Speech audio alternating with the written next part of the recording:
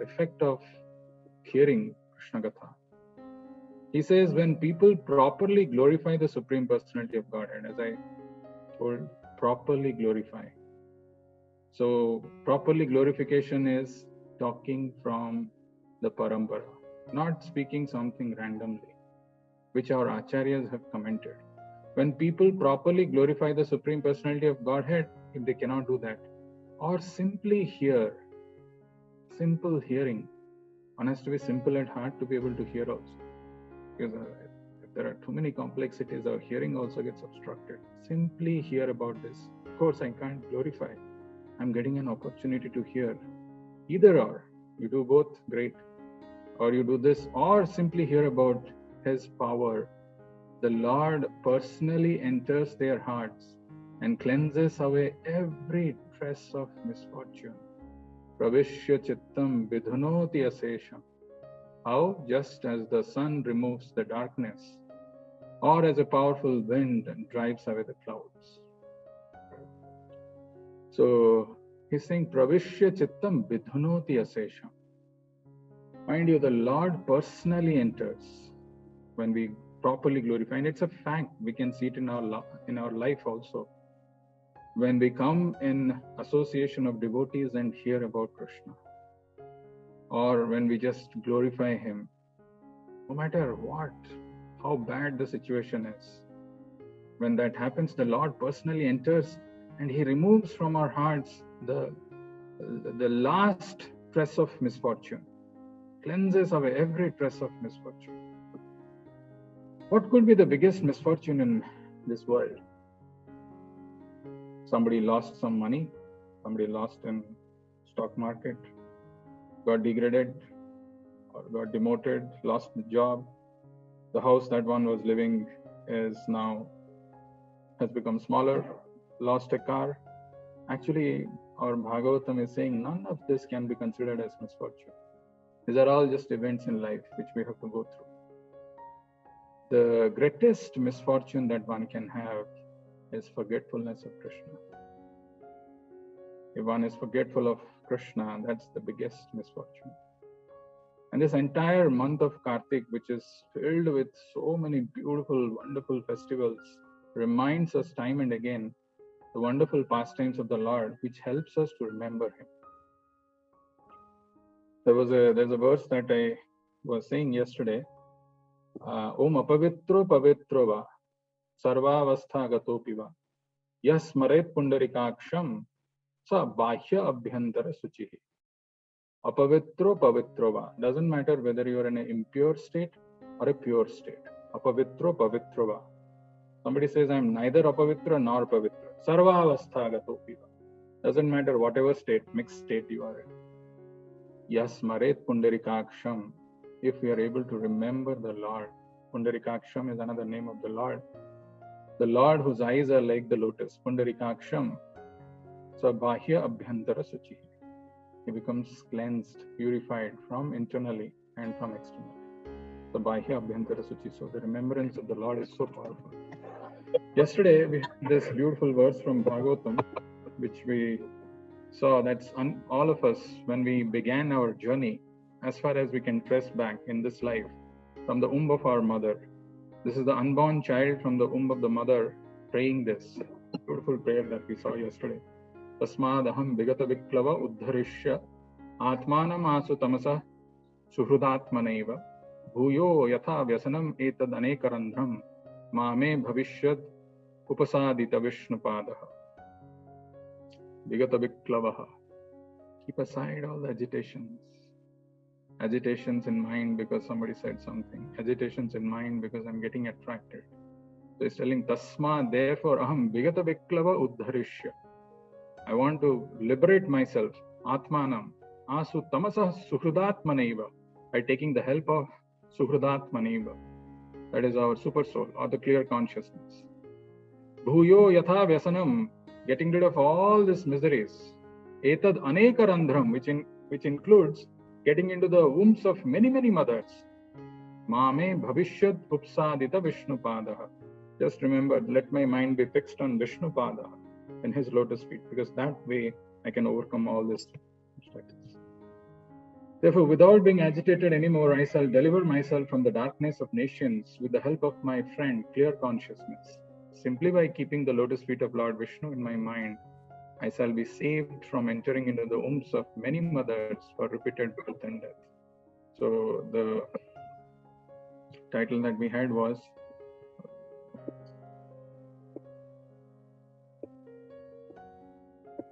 Determination to not take another birth. That determination is required. Enough. Bhuyo yatha vyasanam etad anekarandram mame bhavishyad upsadita Vishnupada. We also saw about Brahma's determination. We saw this Urja Vrata, which is mentioned in Nectar of Devotion. One thing which is highlighted there is that the Lord does not award devotional service to ordinary persons who are not serious about it.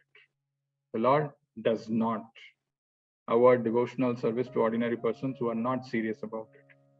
But even such unserious persons who execute devotional service according to the regulative principles during the month of Kartik and within the jurisdiction of Mathura in India are very easily awarded the Lord's personal service. So this is the speciality of Kartik. So if somebody is executing devotional service, even if he's unserious during the month of Kartik and within the jurisdiction of Mathura, very easily awarded the Lord's personal service. What is so special about Mathura, Vrindavan? Well, Mathura and Vrindavan, the residents, the inhabitants, they never forget Krishna. Come what may, whatever the circumstances may be, however difficulties they may have faced in life, they never ever for a moment forget Krishna. So today's verse is how wonderful and how beautiful the Supreme Lord is, and how glorious it is to remember his pastimes. There is a verse which is spoken by Uddhav before the Lord departs from this material world. And it's a beautiful verse. You will see this.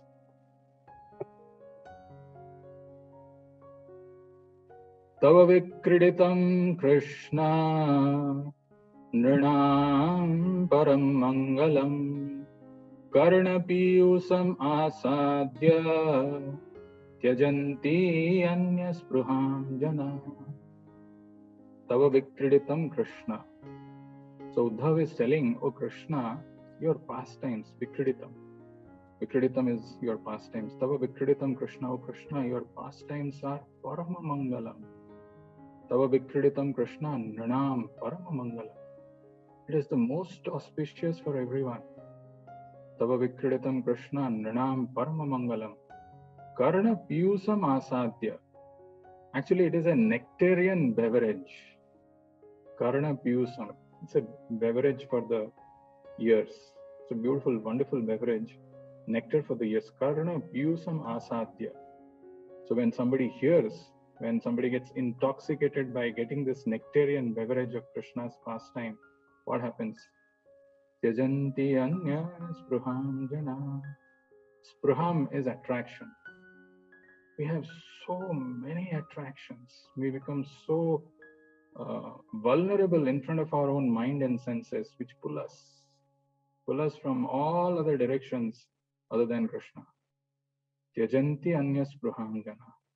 The person can easily give up if he just hears this wonderful nectarian pastimes of the Lord. Oh my dear Krishna, your pastimes are supremely auspicious for mankind and are an intoxicating beverage for the ears. Tasting such pastimes, people forget their desires for other things. Tyajanti anya spruham jana. Now, talking about Kartik, we know the famous Damodar pastime which happened, and we will talk about it in some time. There is also the Govardhan pastime which also happened during this month. There are so many pastimes which happen. There is one which is less known. It's called the pastime of Gopastami. Anybody knows Gopastami? Have you heard of? Yes, Prabhu. Okay, Yes. so okay, yeah, it's not question answer, but yeah, just yes is enough. So We know from the verse of Bhagavad Gita, Dehinosmin yatha dehe kaumaram yauvanam jara tatha dehantara praptir dhiras tatra namuchyate. This verse we say for the difference between soul and body, but today I am telling it for another reason. Dehinosmin yatha dehe, Krishna says, kaumaram yauvanam jara. There are different age groups, there are different times of a person's lifetime which are classified differently. So 0 to 5 is called Kaumaram. So when a person crosses 5, between 6 to 10, it's called Pauganda. And from 11 to 15, it is called Kishora. And after that, Krishna lives as Nava Yauvana.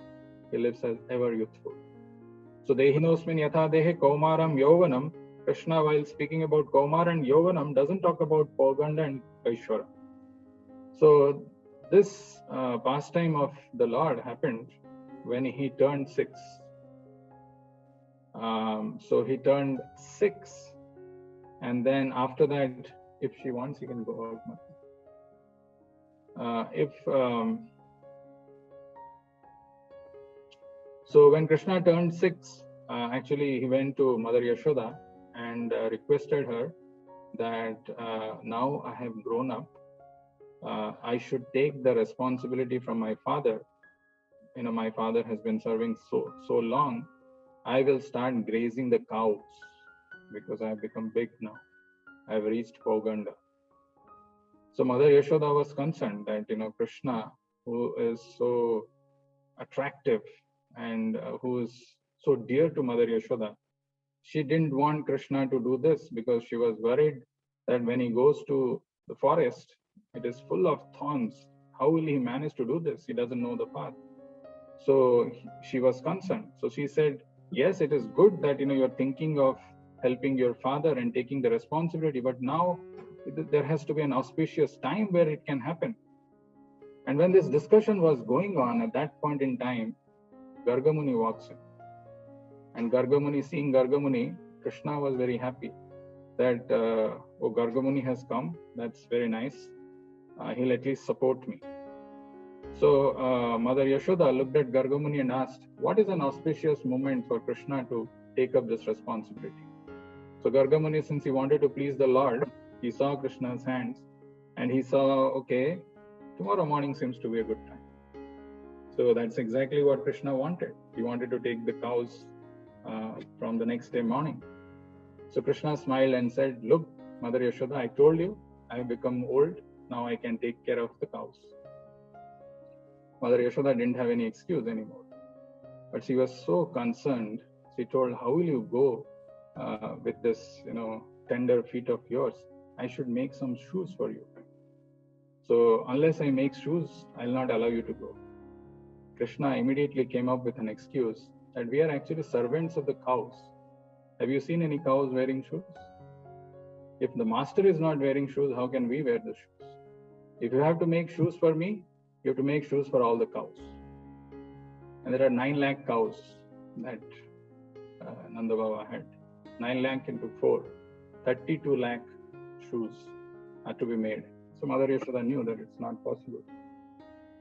So when this conversation is going on between Krishna and Mother Yashoda, the cows were hearing it. Cows who were there in the cow shed, they were hearing, and just hearing this conversation, they started crying that, Krishna is so concerned about us. And they came out of their cow shed and started hitting the Mother Earth.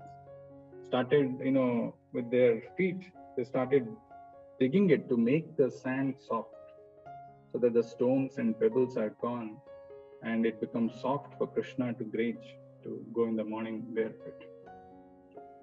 Anyway, the pastime happened, but the point is, even the animals, even the grass, forget about, Nanda Baba and Yashoda, they're extremely fortunate to have got the position of being the parents. All of them were constantly thinking about Krishna.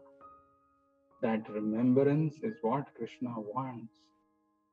Anta kale cha mameva smaran muktva kalevaram yah prayati samadbhavam yati nasti atra samshaya. It doesn't matter what you did, how you did.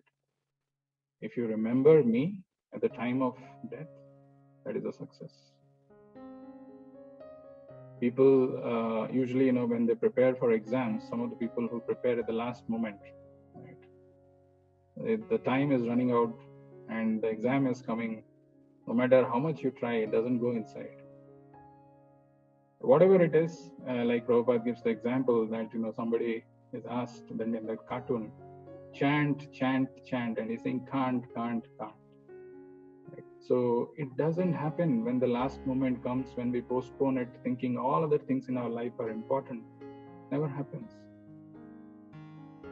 So a festival like Kartik, a festival like Damodar, a festival where we get an opportunity to meditate on the form of the Lord, to meditate on His Leela, helps us remember His pastimes. And this remembrance helps us at the time of death. So I've exceeded the time, but this month, this Kartik, we are doing something very special. And that is so special that some of you who do not even know, if you just sincerely, earnestly participate, your life will be transformed forever. I can guarantee you that much. So we are taking you to a place of pilgrimage from Monday onwards, virtually. You don't need any visa, you don't need any tickets, you don't need anything. And we will take you to the holy land of Vrindavan. Vrindavan Dham ki. Hari Bol. So there is going to be a Braj Mandal Parikrama every day at 7:30. We will take one place of Vrindavan and absorb our consciousness in that. So it's going to be very special. There is a link here, and we will share this poster if anybody wants to register for this. The only thing that is required is this is a parikrama. So when we start, we need to finish. And if you fall sick, if you are not able to, think otherwise. But if you come, I can guarantee you, the consciousness forever will be changed. Even though physically we are not able to go, but at least mentally we can visit Vrindavan.